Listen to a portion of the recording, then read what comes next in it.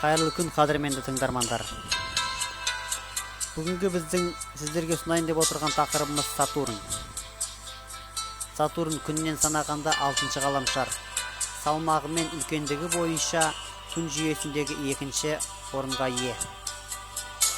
Сатурнға ұшырылған автоматтандырылған планета аралық станция Кассини деп аталады. Бұл спутник жерден 1997 жылы ұшырылған. Сатурн күннен шамамен 1 миллиард 429 миллион километр қашықтықта орналасқан. Ол күнді толық айналып өту үшін 29 жыл жұмсайды. Сатурнның шамамен 60-қа жуық табиғи серігі бар. Серіктердің ең үлкені Титан деп аталады. Ғалымдардың болжауы бойынша бұл серіктегі орта біздің ғаламшарымыздың 4 миллиард жыл бұрынғы түріне ұқсас, яғни жерде жаңадан өмір пайда болған кезіне ұқсас келеді.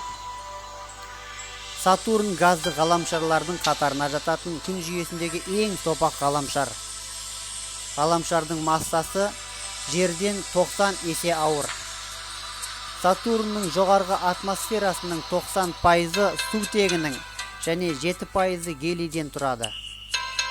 Метанның, су буының, аммиактың және басқа да газдардың қоспалары бар. Сатурнның атмосферасында кейде аса күшті құйын түрінде дақ пайда болады. Ұқсас объектілер күн жүйесіндегі басқа да ғаламшарлардан да байқалады.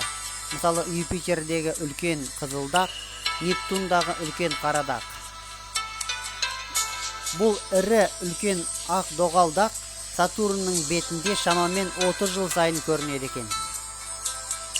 Бұл дақты соңғы рет Сатурн бетінде 1997 жылы байқалған.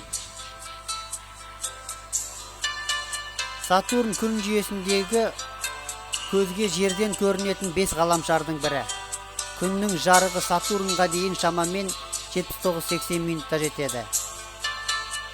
Күн жүйесіндегі ең күрделі, ең әдемі сақиналарға ие ғаламшар бұл Сатурн.